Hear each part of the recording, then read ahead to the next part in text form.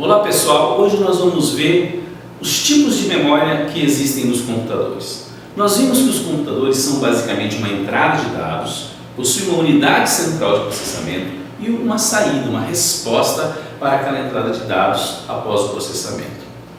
Para que os computadores possam processar, executar o que nós queremos, nós utilizamos alguns tipos de memória. Existem basicamente dois tipos de memória. Um chamado de memória principal, ou Random Access Memory, e outro chamado memória secundária. Esses dois tipos de memória.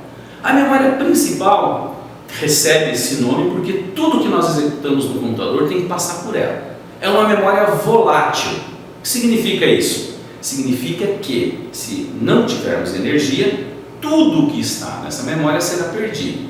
Ou seja, se nós estivermos trabalhando, houver uma queda de energia, tudo nessa memória se perderá.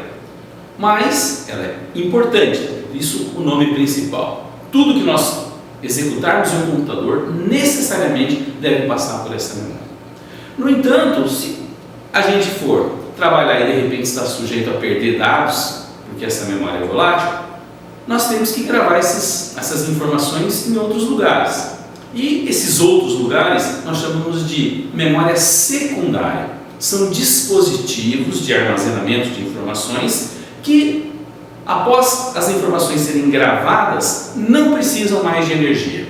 Por exemplo, os discos rígidos, os chamados HD, e também os discos flexíveis, os pendrives, os cartões de memória. Essas são memórias secundárias porque as memórias, uma vez gravadas as informações nessas memórias, eu não preciso de energia, estar ligada à energia elétrica para manter o conteúdo das informações que estão nessas memórias.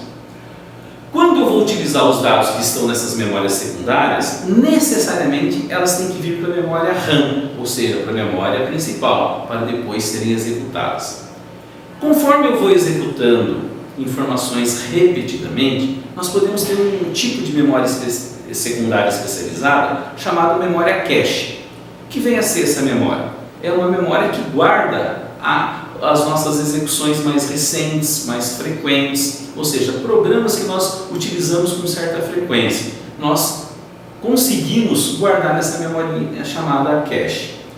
A função dela é ganhar tempo, ou seja, para que a gente não precise buscar informação numa memória secundária que possui certa lentidão para se fazer esse acesso, nós guardamos numa memória cache, que ali ela é mais rápida e trazemos ela para a memória RAM e executamos.